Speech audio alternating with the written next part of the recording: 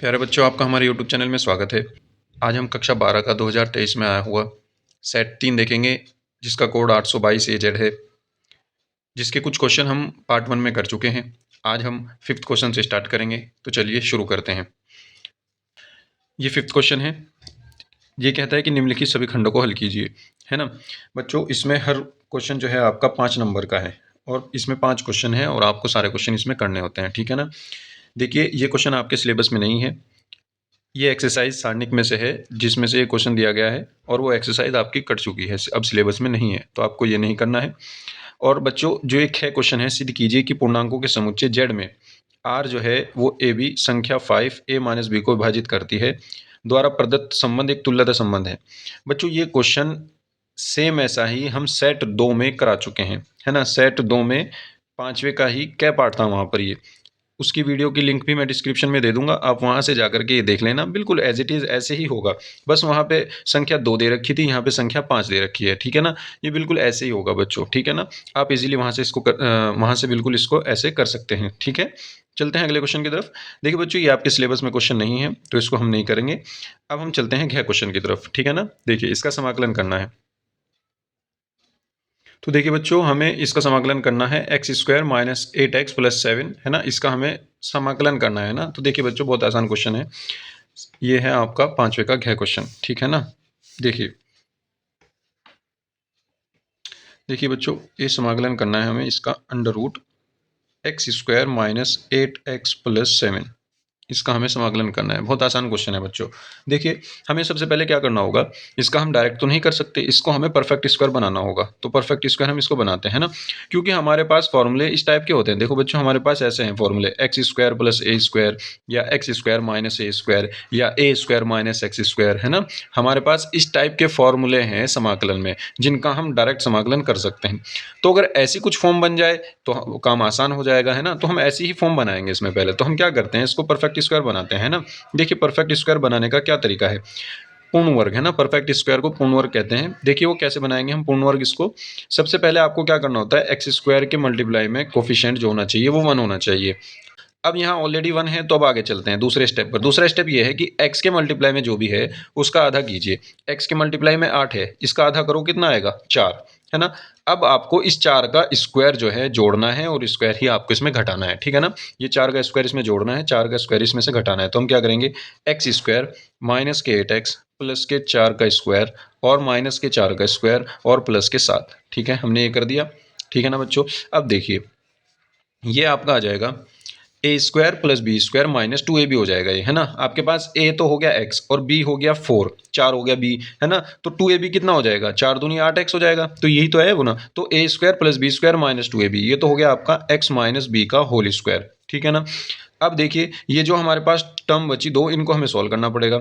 ये प्लस के 7 है और ये माइनस के 16 है, तो कितने बचेंगे, ये बचेगा आपका माइनस के 16 और प्लस के 7। देखिए, इसको हम क्या कर सकते हैं, इसको हम कर सकते हैं, ये हो जाएगा x माइनस 4 का होल स्क्वायर और 7 में से 16 गए, ये बचेगा आपका माइनस के 9 dx, ठीक है। इस 9 को आप कैसे लिख सकते हो, इस 9 को आप ऐसे लिख सकते हो, अंडर रूट x माइनस 4 का होल स्क्वायर और ये हो जाएगा आपका माइनस के 3 का होल स्क्वायर, ठीक है ना बच्चों।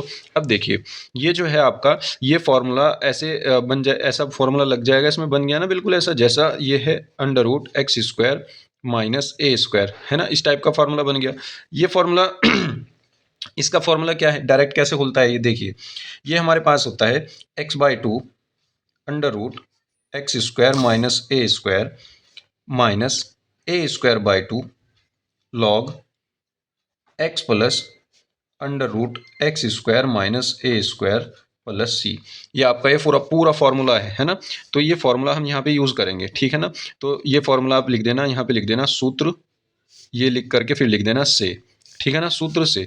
तो हम यहाँ पे लगाते हैं, ये क्या हो जाएगा आपका, ये पूरा x है, ये पूरा यहाँ पे x का काम करेगा, x माइनस 4 और a का काम करेगा 3। तो x/2 आ जाएगा, ये समाकलन हटा दीजिए, x/2 क्या आ जाएगा, x माइनस 4/2, ये तो हो गया x/2 under root x² minus a², यानी पूरा यही आएगा x² माइनस a²। अब यही टर्म ये है, यही टर्म ये है, यही टर्म ये है और यही टर्म ये है। तो अगर मैं यहाँ x² माइनस a² की जगह यही लिख दूँ, या हम इसको अगली टर्म में भी लिख सकते हैं। चलो हम यहाँ पे यही लिख देते हैं, x माइनस 4 का स्क्वायर और माइनस के 3 का स्क्वायर। ये अब लगेगा x square minus a square by 2। ए क्या अपने पास 3, 3 का स्क्वायर 9 हो जाएगा, 9/2। तो ये आ जाएगा लॉग एक्स प्लस एक्स हमारे पास क्या है, एक्स माइनस 4 ही है, plus under root x square minus a square अपने पास यही है, एक्स माइनस 4 का होल स्क्वायर और माइनस के 3 का होल स्क्वायर। ये हो जाएगा ना आपके पास अंडर रूट, ठीक है ना। ये हो गया, ये हो जाएगा और प्लस में लग जाएगा आपका सी, ठीक है ना। ये आ गया। अब देखिए ये हो जाएगा आपका as it is x minus 4/2।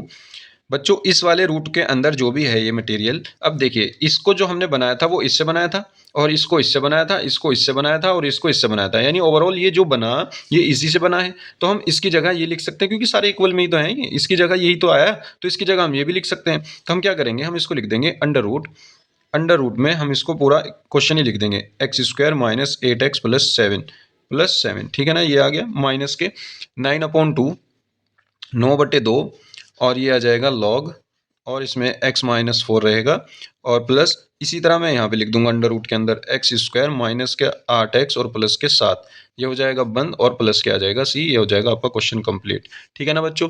उम्मीद करता हूँ समझ में आया होगा। तो चलते हैं अगले क्वेश्चन की तरफ, ठीक है ना। तो देखिए बच्चों डे क्वेश्चन क्या कहता है, ये कहता है कि 52 पत्तों की अच्छी तरह फेंटी गई ताशों की गड्डी में से एक के बाद एक 3 पत्ते बिना प्रतिस्थापित किए निकाले गए। बिना प्रतिस्थापित किए मतलब उसमें से एक पत्ता हमने निकाला और उसको बाहर रख दिया, अब उसको दोबारा नहीं डालेंगे, फिर दूसरा निकाला, फिर दूसरा बाहर रख दिया, उसको अंदर नहीं डालेंगे, फिर तीसरा निकाला, तीसरा भी बाहर रख दिया, ऐसे करके किया उसने, ठीक है ना। बिना प्रतिस्थापित किए निकाले गए हैं। पहले 2 पत्तों के बादशाह और तीसरे के इक्का होने की क्या प्रायिकता है। तो देखिए बच्चों पत्तों की गड्डी है एक, है ना, तो हमारे पास कुल पत्ते कितने हैं बच्चों, देखिए। तो देखिए बच्चों हम इसको ऐसे लिखेंगे, ये डे क्वेश्चन है आपका, डे क्वेश्चन।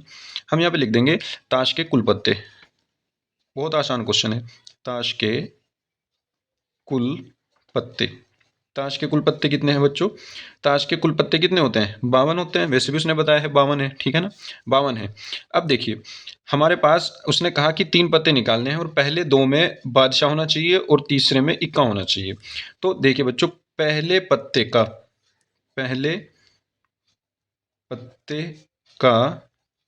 बादशाह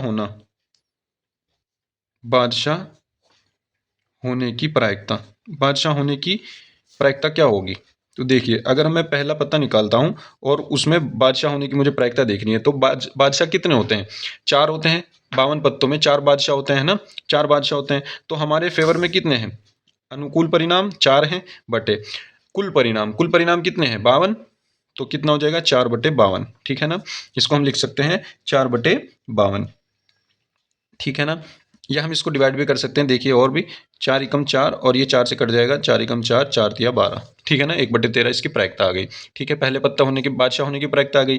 अब देखिए अब दूसरा पत्ता, दूसरे सेम ऐसे लिखेंगे, दूसरे पत्ते के बादशाह होने की प्रायिकता, दूसरे पत्ते के बादशाह होने की प्रायिकता क्या होगी। तो देखिए बच्चों अब 4 बादशाह में से एक बादशाह तो निकल चुका वो, ठीक है ना। अब बचे कितने बादशाह, 3। तो हमारे अनुकूल परिणाम कितने होंगे, 3 बटे, अब जो हमने पत्ता वो निकाल करके बाहर रख दिया था वापिस, उसमें तो हमने डाला नहीं, तो हमारे पास कुल कितने बचे, 52 में से एक घटा दीजिए, 51 बचे। तो कुल कितने परिणाम हो गए, 51। तो ये कितनी आ गई, 3/51। तो इसको कैंसिल आउट करेंगे तो 3 एकम 3, 3 एकम 3, 3 7 21, 1/17 आ जाएगी। अब देखिए अब उसने क्या कहा, अब उसने कहा कि तीसरे के इक्का होने की प्रायिकता, अब यानी तीसरा पत्ता इक्का होना चाहिए। तो तीसरे पत्ते का इक्का होने की प्रायिकता क्या होगी, इक्का होने की प्रायिकता। तो बच्चों तीसरे पत्ते के इक्का होने की क्या प्रायिकता होगी, देखिए इक्के कितने होते हैं हमारे पास, इक्के हमारे पास 4 ही होते हैं 52 में, है ना। 52 में टोटल 4 ही होते हैं, तो 4 बटे टोटल कितने बचे अब हमारे पास, देखो पहले हमने पहला बादशाह निकाला तो 51 बचे थे, अब 51 में से एक और बादशाह निकाल दिया, 50 बचे। तो कुल परिणाम हमारे पास 50 है, तो 4/50 आ जाएगा, ठीक है ना। अब देखिए ये 4/50 आ गया। अब ये तीनों एक साथ होने की क्या प्रायिकता होगी, ठीक है ना। तो हम प्रायिकता का गुणन सिद्धांत लगा देंगे, ठीक है ना। प्रायिकता का गुणन नियम क्या कहता है, प्रायिकता का गुणन नियम ये कहता है, तो हम ये लिखेंगे कि अभिष्ट प्रायिकता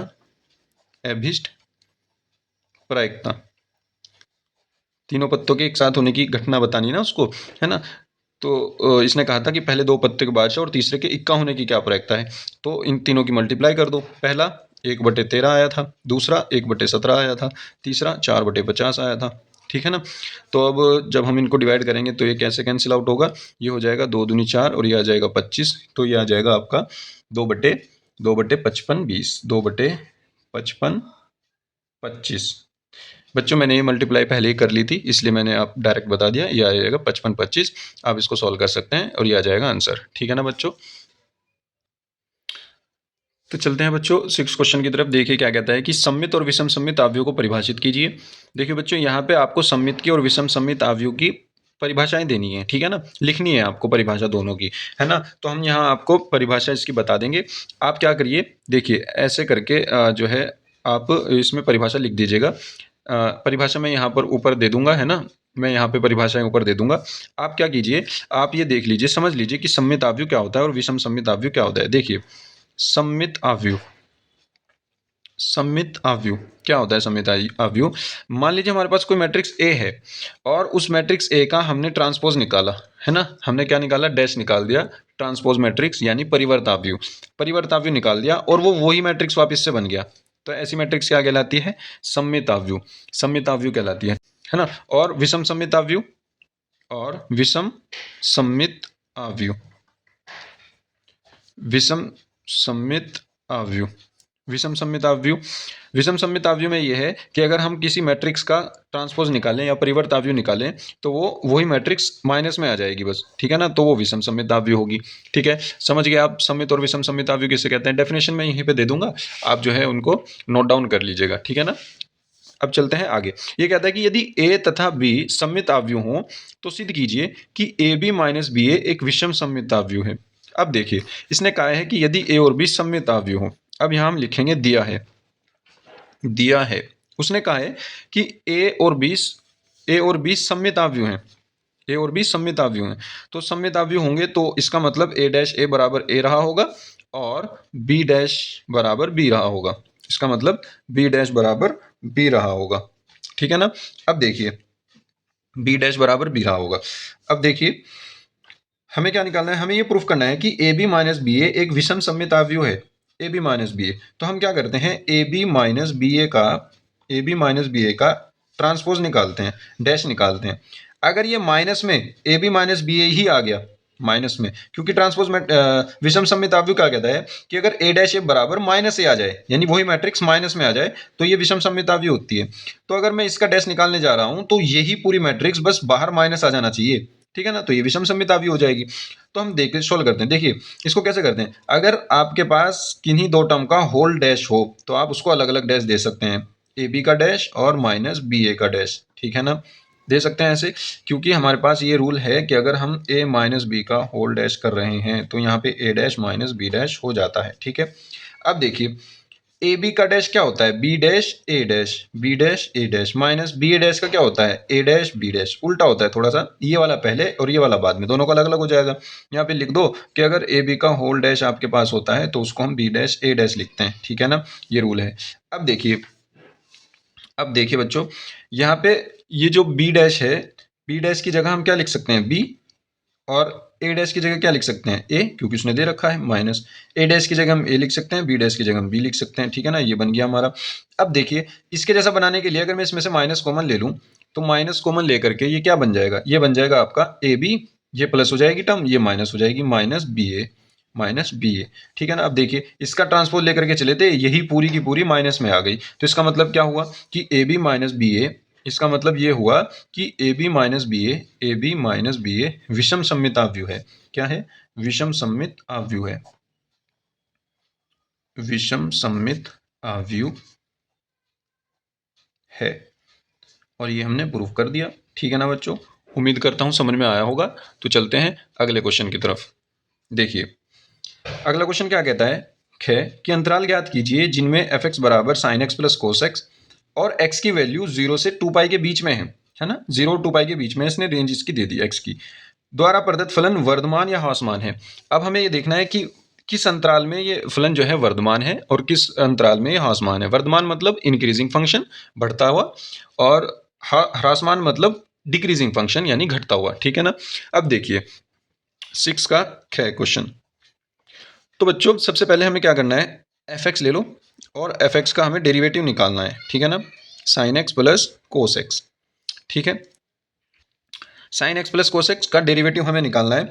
तो बच्चों अब हम वर्धमान और ह्रासमान कैसे चेक करेंगे, देखिए अगर हमारे पास एफ डैश एक्स की वैल्यू, अगर हमारे पास एफ डैश एक्स की वैल्यू ग्रेटर देन जीरो हुई, पर्टिकुलर एक्स की वैल्यू पे, क्रिटिकल वैल्यू पे, है ना, क्रांतिक मान पर एफ डैश एक्स की वैल्यू जीरो से ज़्यादा हुई तो फलन जो होगा वर्धमान होगा वहाँ पर, और अगर ये एफ डैश एक्स की वैल्यू लेस देन हुई तो इसका मतलब वो ह्रासमान होगा, घटता हुआ फंक्शन होगा। तो चलिए पहले हम इसके क्रांतिक मान निकालते हैं। कैसे निकालेंगे, सबसे पहले हम इसका क्या करेंगे, इसका डिफ्रेंशिएशन कर देंगे। तो एफ डैश एक्स क्या आ जाएगा हमारे पास, ये आ जाएगा साइन एक्स का कोस एक्स आ जाएगा और माइनस कोस एक्स का साइन एक्स आ जाएगा, ठीक है, ये आ जाएगा आपका साइन एक्स का कोस एक्स माइनस कोस एक्स का माइनस साइन एक्स। अब देखिए एफ डैश एक्स को आप जीरो रख लीजिए। एफ डैश एक्स को जब हम जीरो रखेंगे क्रांतिक मान के लिए, है ना, यहाँ पे लिख दो चाहे क्रांतिक मान के लिए, ये इसके क्रांतिक मान होते हैं, क्रांतिक मान के लिए क्रिटिकल वैल्यूज, है ना। अब देखिए एफ डैश एक्स को जब हम जीरो रखेंगे तो इसका मतलब cos x minus sin x zero होगा, cos x minus sin x equals to zero होगा। अब यहाँ से कोस एक्स इक्वल्स टू क्या आ जाएगा, साइन एक्स आ जाएगा। अगर मैं इसको इसके अपॉन में भेज दूं तो ये टेन एक्स हो जाएगा और यहाँ पे वन बचेगा। तो ओवरऑल क्या आ जाएगा मेरे पास, ten x equals to one आ जाएगा, और वन को मैं क्या लिख सकता हूँ, टेन पाई बाई फोर लिख सकता हूँ, ठीक है ना। अब बच्चों आपको पता होगा कि जब टेन एक्स की वैल्यू टेन एक्स बराबर टेन एल्फा होता है तो एक्स बराबर एन पाई प्लस एल्फा लिख सकते हैं हम, ये होता है वैल्यू, है ना। इसके अगर हम मान की बात करें, व्यापक मान क्या होते हैं टेन एक्स के, कि अगर टेन एक्स बराबर टेन एल्फा हो जाए तो हम ऐसे लिख सकते हैं, जहाँ पे एन जो है वो इंटीजर से ले सकते हैं हम, है ना। तो यहाँ पे एक्स की वैल्यू जो मेरे पास आएगी वो मेरे पास, एक तो मैं एन की वैल्यू जीरो रख सकता हूँ, जीरो पाई प्लस एल्फा, है ना, जीरो पाई प्लस एल्फा ये रख सकता हूँ, ये अल्फा मेरे पास पाई बाय फोर है। दूसरी वैल्यू में यहाँ पे वन रख सकता हूँ, one pi plus pi by four, और तीसरी वैल्यू में रख नहीं सकता क्योंकि अगर मैंने यहाँ पे टू रख दिया तो ये ज़्यादा चला जाएगा, और मेरे पास जो एक्स की वैल्यू है वो कहाँ से कहाँ तक है, एक्स की वैल्यू मेरे पास जीरो से लेकर के टू पाई के बीच में है। तो मुझे इसके बीच में जितने भी मान होंगे वो सारे निकालने पड़ेंगे, इसलिए मैंने ये दो वैल्यू ली, ये दोनों वैल्यू इसके अंदर बैठेंगी, है ना। अब देखिए इसका मतलब ये तो जीरो हो गया, पाई बाय फोर ही बचा, तो एक्स की वैल्यू एक तो पाई बाय फोर आ गई, एक्स की वैल्यू एक तो पाई बाय फोर आ गई, दूसरी वैल्यू चार पाई और एक पाई, पाँच पाई बाई फोर आ जाएगा, ठीक है ना। तो दूसरी वैल्यू हमें पाँच पाई बटे चार मिल गई, ठीक है ना। एक्स की ये दो वैल्यू मिल गई और इन्हीं के लिए हमें चेक करना है। अब देखिए बच्चों हमारे पास जो देखिए हमारे पास जो इंटरवल है वो कितने पार्ट्स में डिवाइड हो गया। अब देखो मान लीजिए हमारे पास ये पूरी जो है एक नंबर लाइन है, और इसमें हमारे पास जो एक्स की वैल्यू है वो कहाँ से कहाँ तक थी, मान लीजिए ये जीरो है यहाँ पर और ये यहाँ पर टू पाई है। अब इसमें दो वैल्यू हमें बीच में मिली, ये तो पाई बाय फोर का मतलब 45 ये आएगा यहाँ, और 5 पाई बाय फोर इसका मतलब 225 ये आएगा यहाँ पे, चलो इससे ज़्यादा ही है। अब हमें तीन इंटरवल मिल गए, एक दो तीन, इन तीनों इंटरवल में से हम एक एक कोई भी वैल्यू उठा करके देख लेंगे, एफ डैश एक्स को चेक कर लेंगे, एफ डैश एक्स को चेक करेंगे, अगर f dash x greater than to zero हुआ तो इसका मतलब वहाँ पे वो फंक्शन वर्धमान है, अगर लेस देन टू जीरो हुआ इसका मतलब वहाँ पे वो फंक्शन क्या है, ह्रासमान है। अब देखिए एफ डैश एक्स अब मैं वैल्यू यहाँ से उठाता हूँ, इसके जीरो और पाई बाय फोर के बीच में 30 ले लेता हूँ, पाई बाय थ्री है ना, तो पाई बाय थ्री पे अगर मैं वैल्यू ले लेता हूँ, पाई बाय थ्री नहीं सॉरी पाई बाय सिक्स ले लेता हूँ, जीरो और पाई बाय फोर के बीच में पाई बाय सिक्स वैल्यू ले लेता हूँ, पाई बाय सिक्स पर चेक करता हूँ, पाई बाय सिक्स पर फलन क्या है।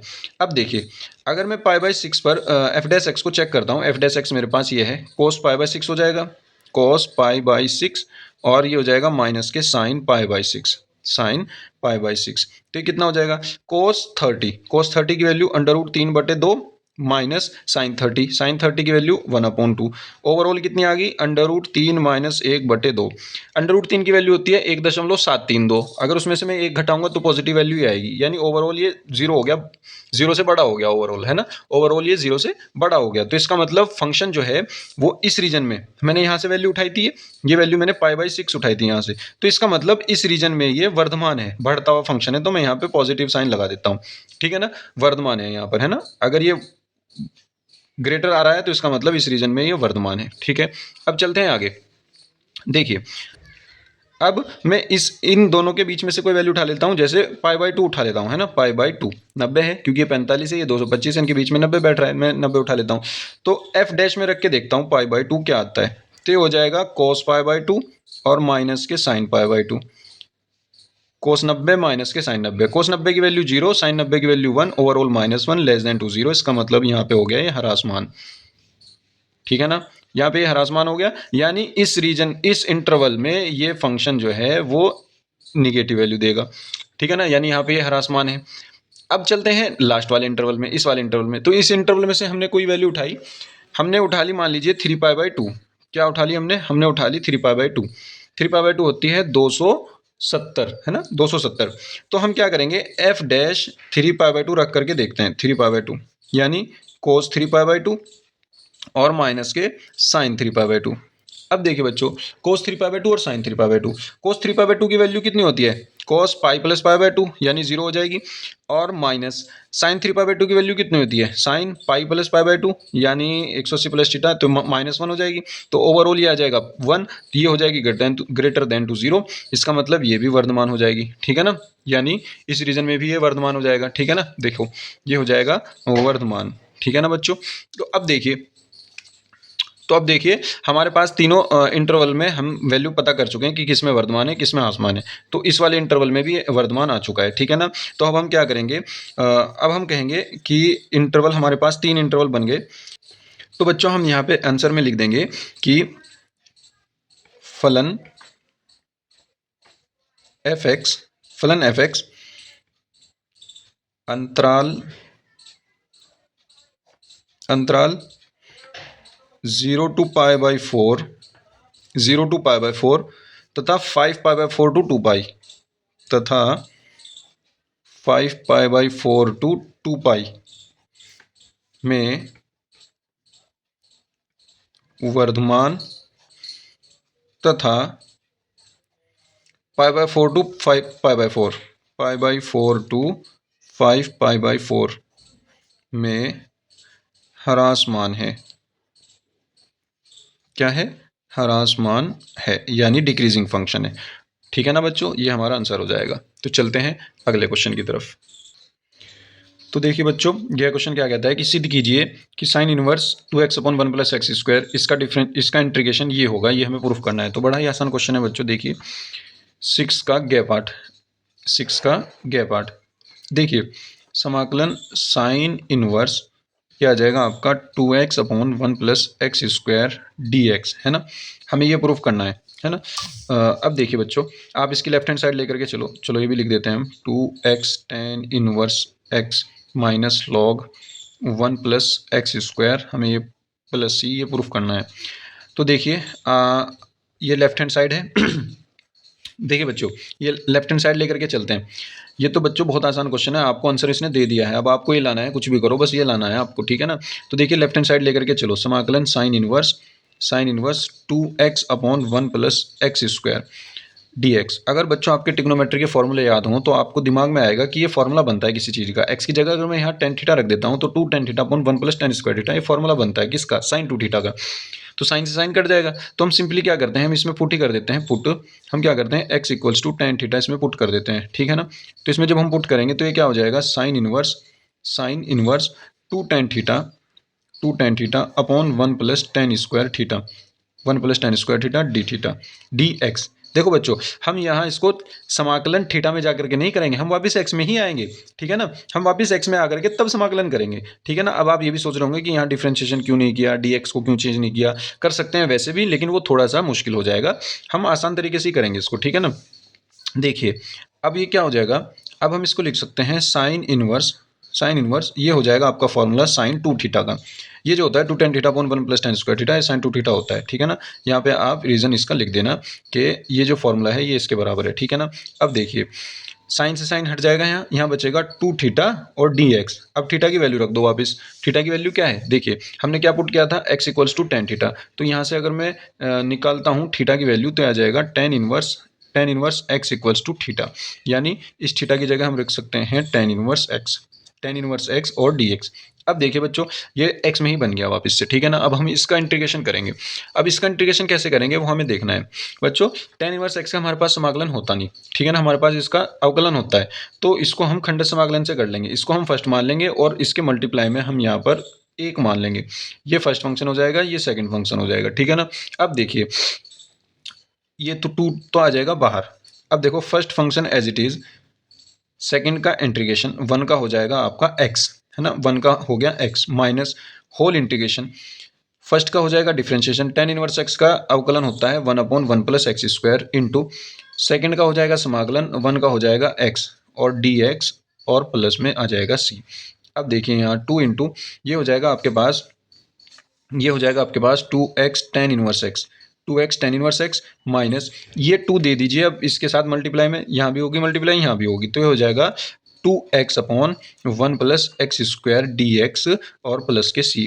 अब देखिए बच्चों ये क्या हो जाएगा 2x टेन इनवर्स एक्स, देखिए माइनस, अब अगर मैं इसको t मानता हूं तो पूरा का पूरा डिफरेंशिएशन रखा है ऊपर, है ना, तो ये क्या हो जाएगा अगर पूरा का पूरा डिफरेंशिएशन रखा है, देखिए जब भी ऐसा आपको कोई फंक्शन मिले कि यहाँ पर कोई फंक्शन है और उसका पूरा का पूरा फंक्शन ऊपर डिफरेंशिएशन रखा हुआ है, तो आप क्या कीजिए लॉग लगाइए और उसमें बस ये फंक्शन लिख दीजिए, ये फंक्शन क्या है 1 प्लस एक्स स्क्वायर प्लस सी, ठीक है ना, और यही हमें प्रूफ करना था बच्चों, ठीक है ना, तो ये हमारा प्रूफ हो गया, बराबर आ जाएगी राइट हैंड साइड, ठीक है ना, बराबर राइट हैंड साइड, और हम कह देंगे ये हो गया प्रूफ।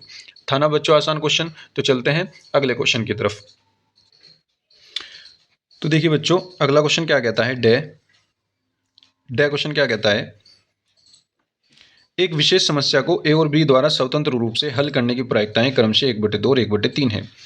यदि दोनों स्वतंत्र रूप से समस्या हल करने का प्रयास करते हैं, स्वतंत्र रूप से मतलब एक का दूसरे पे कोई फर्क नहीं पड़ता, तो प्रायिकता ज्ञात कीजिए। पहली प्रायिकता में इसकी निकालनी है कि समस्या हल हो जाती है, दूसरी प्रायिकता में इसकी निकालनी है कि उनमें से कोई एक ही समस्या हल कर पाता है। तो देखिए बच्चों ये भी आसान क्वेश्चन है, हम लिख लेंगे माना ए द्वारा क्वेश्चन को हल करने की प्रायिकता 1/2 है ना, हम ये लिख लेते हैं यहाँ पे, है ना, माना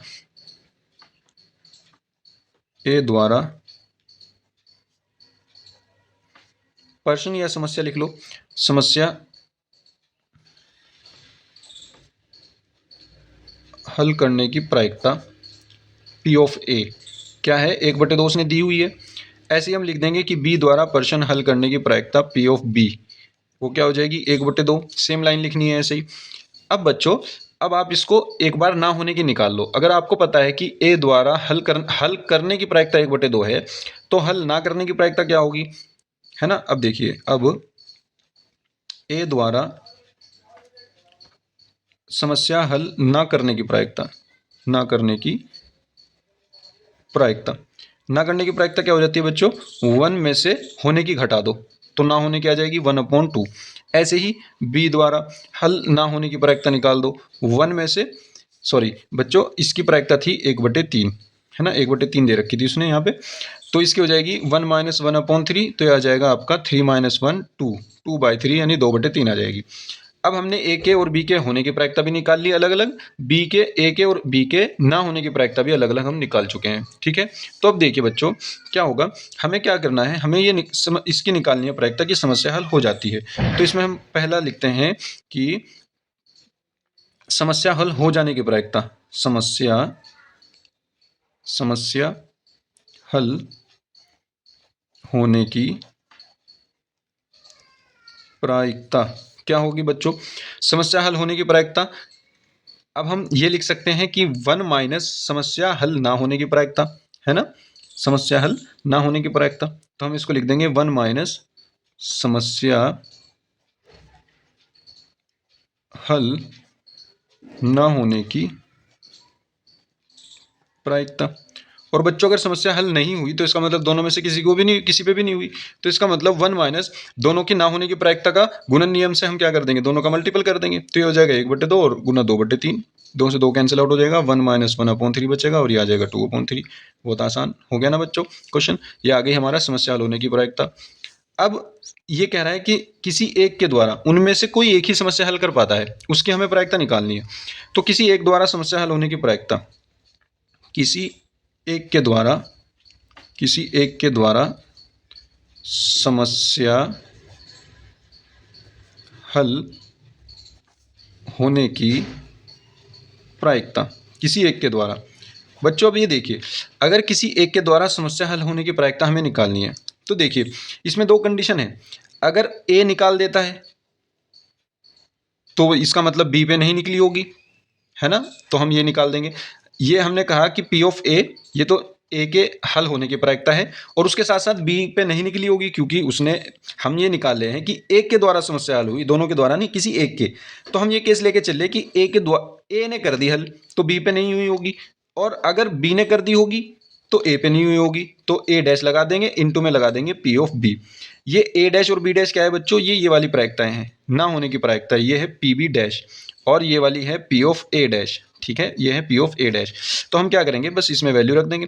पी ऑफ ए की वैल्यू कितनी है, पी ऑफ ए की वैल्यू है 1/2 सबसे ऊपर, और फिर पी ऑफ बी डैश की वैल्यू है 2/3, यहाँ पे लिख देंगे गुना में 2/3, plus P of A dash की वैल्यू कितनी है 1/2, पी ऑफ बी की वैल्यू कितनी है, पी ऑफ बी की वैल्यू 1/3। इन सबको सॉल्व कर दो, कितना आ जाएगा 2/6 और प्लस 1/6, ये आ जाएगा 3/6, 3/6 का आ जाएगा 1/2, 3/6 का आ जाएगा 1/2, ये हो जाएगा आपका आंसर। ठीक है ना बच्चों, तो आपका ये भी क्वेश्चन कंप्लीट हो गया। तो बच्चों आज की वीडियो में बस इतना ही, मिलते हैं अगली वीडियो में।